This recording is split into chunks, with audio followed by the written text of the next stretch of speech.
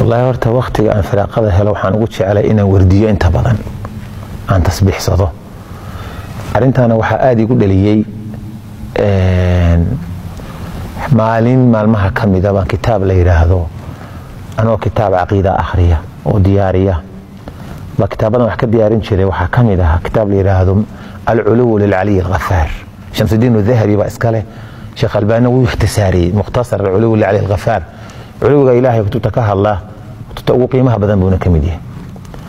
بأحاديثتي أنا أخرني وحن كوارك حديث لا يابله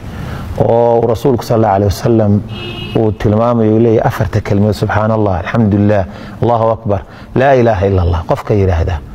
أفرت كلمة أفكي سمرك يكبحان سمضي البحيان عرشك إلهي أي سيدا أقول ريغا يعني إيقو لهن دوي كدوي النحل سيدا shinnidu markay guurayso cida iyo hugunkay bixiso oo kale iyadoo wada oo qofkii ku hadlay erayadan magaciisi ku dhawaaqaysa arshiga ilaahay agtiisa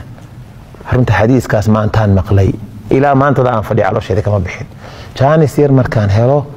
waxaan isku dayaa inaan noqdo arshiga ilaahay agtiisa kalimaadkaas cida ay magaciisa sheegayaan aan tasbiixsado oo inta badan heeraha iyo ciyaalka iyo dadka waan u sheegaa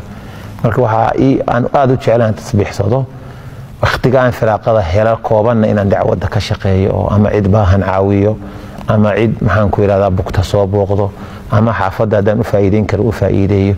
hadii marka meel aan u dhaqaaqo oo jaanisku iga saamaxayna inaan iska tasbiixsadaan jecelahay oo aan xadiiska inta badan dabaqdaan jecel insha Allah